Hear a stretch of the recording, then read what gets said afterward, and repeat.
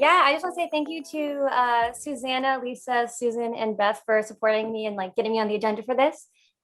This probably seems very random to you, but it is Tourette Awareness Month, May 15 to June 15. So this would be the perfect time to just kind of talk about it, give you guys my experience, and let you know more about Tourette's because there's a lot of misinformation out there. So some of those are the questions on the screen now. Common questions that I've heard people ask, etc. But it is really not what the media representation is, regardless of what you might hear from me in the next couple of minutes. Can you do next slide?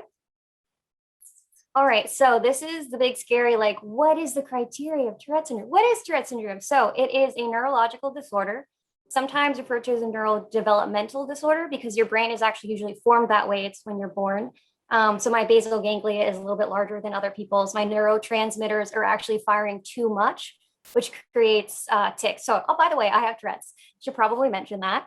And so when you have tics, like your brain is just doing extra like transmitter kind of stuff happening. And so that's where you get all the extra movements or words coming out.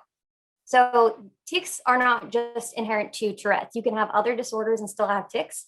So for Tourette, you have to have multiple motor and vocal tics. So motor is anything physical, vocal or phonic, sometimes called, is anything that produces a sound.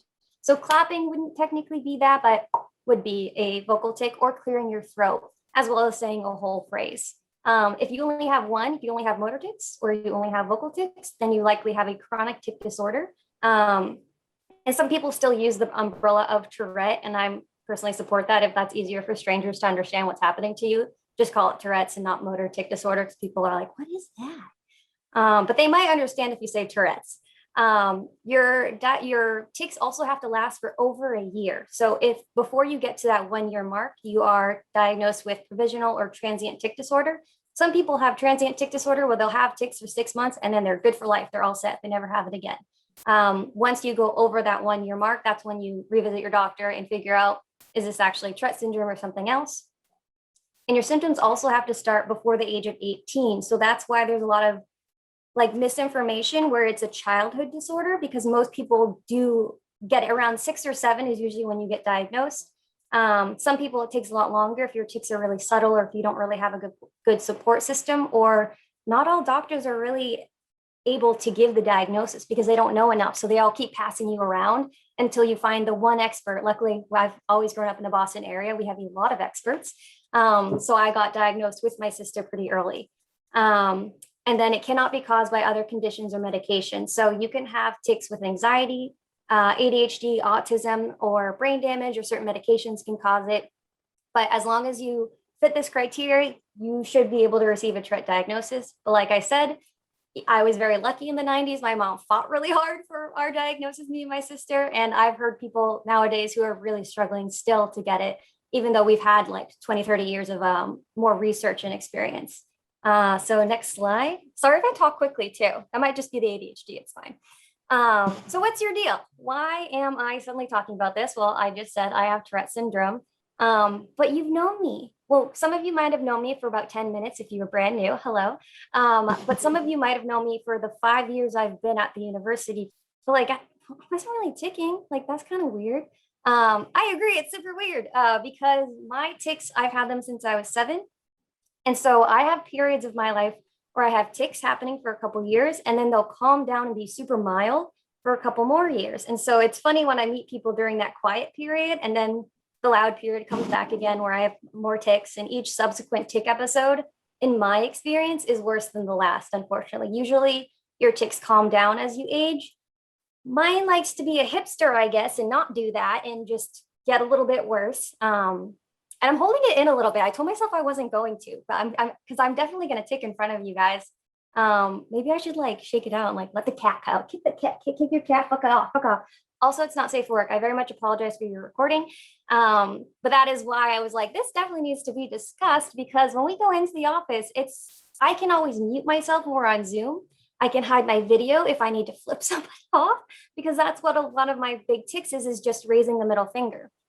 Sometimes I can switch it to this or something, but sometimes I can't. It just comes up quickly. And so I figured this would be a great time to talk to you about this and kind of talk. And feel free, if you have any questions, to pop those in the chat. I'm very happy to answer them at the end.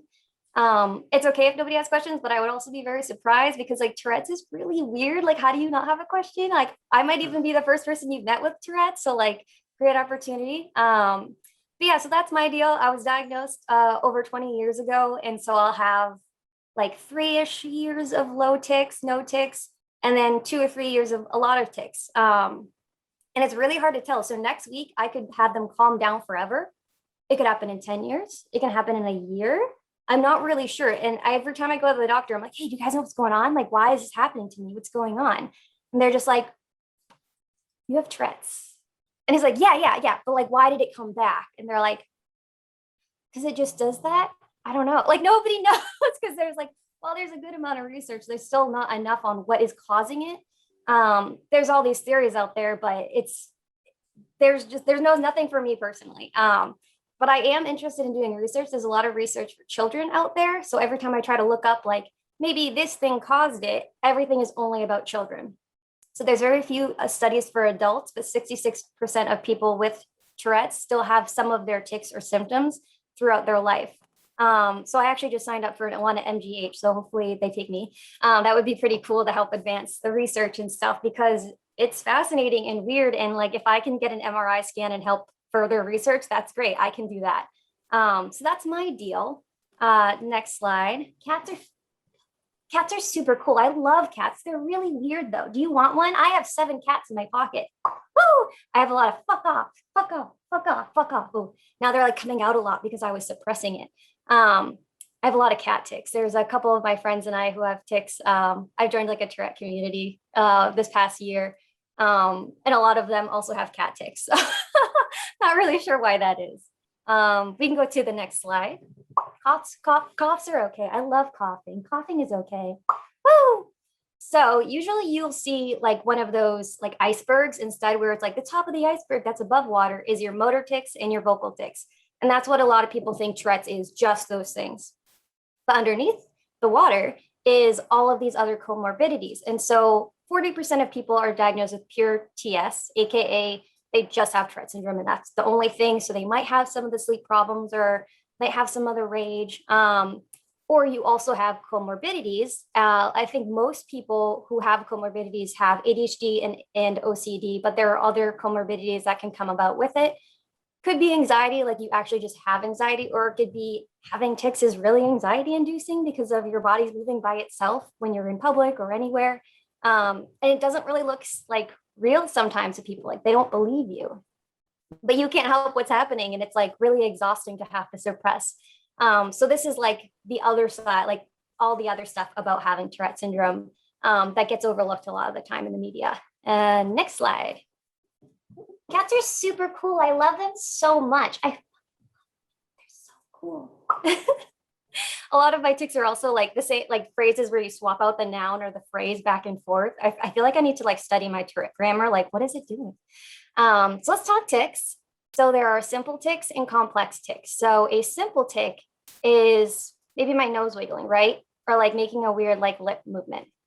Complex tics is my whole arm had to raise up to do a salute.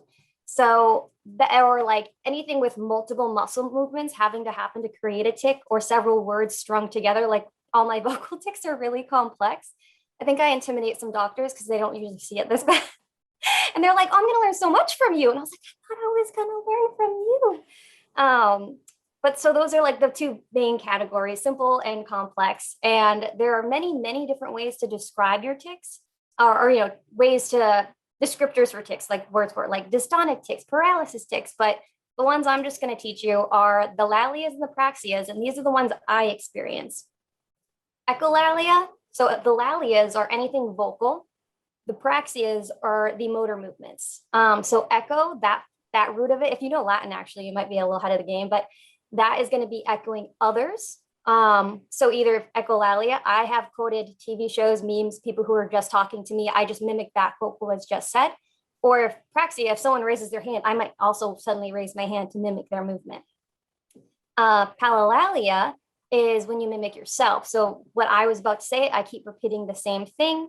Sometimes it's what I'm thinking. No, that does not mean I'm secretly thinking that I'm F you to everybody when I say that.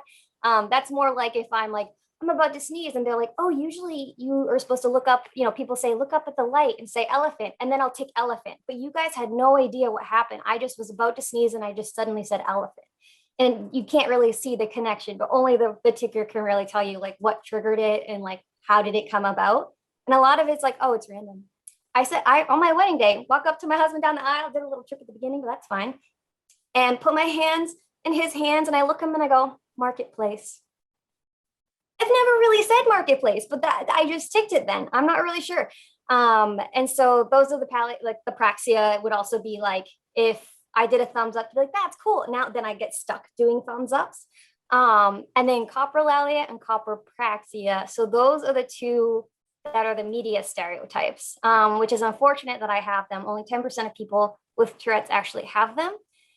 And I don't like that I perpetuate it, but at the same time, it's not my fault. I get to be in the lucky 10%. And so those are the swearing tics, but they're not always swearing. It can be anything that's just socially inappropriate. So like I say, I already said things. I just feel bad like swearing at work. But I say fuck cats all the time, 50 times a day, just constantly. I love cats so much, as some of my tics have told you.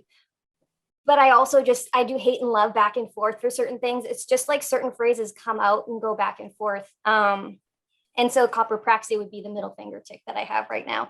And so those are the fun definitions of some of the tics. They give you a little bit of background.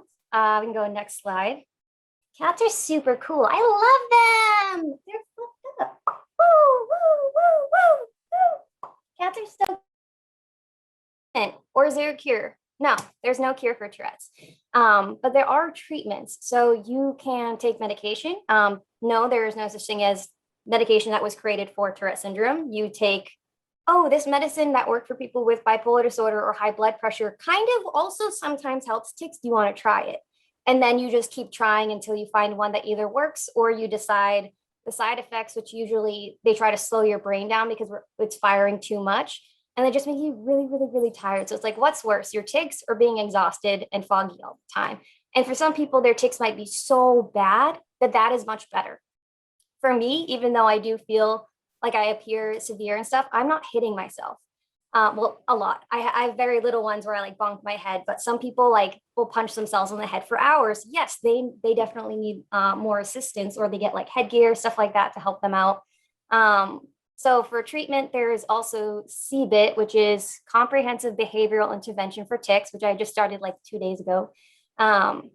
And those are ways to help you like manage your tics non-pharmaceutically. So one of the ones I'm going to start with, so maybe I'll get to tell you guys in September if I like did it correctly, is that middle finger tic. If I can figure out a way to make that tic be different or like more subtle or something. So I was on a walk with my husband the other day and I was like, and I was like doing the tic over and over. And then at one point I was able to raise both fingers and I was like, can I do peace signs? Can I switch it? So that way the middle finger, this joint feels this weird pressure that's forcing my hand to go up. Like I'm feeling extra sensations in my body when tics happen.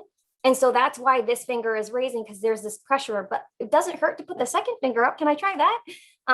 So that's going to take a lot of training and like have to really figure out what your body's doing and the sensations, because sometimes you have a premonitory urge, aka there's about to be a tic. You don't know what it is, but you're about to tic. And sometimes in the case with almost all my vocal tics is I don't get a heads up. I find out what I'm going to say when you find out what I say. So it's very much like that. And next slide. Cats are super cool. I love them. Oh yeah, this is basically the end. So I can go to the chat. I see there's been some excellent questions in here. I'm a super cool guy. Let's go to work today. Let's go to work. I see that Madison's like, it's Saturday. Stop saying it.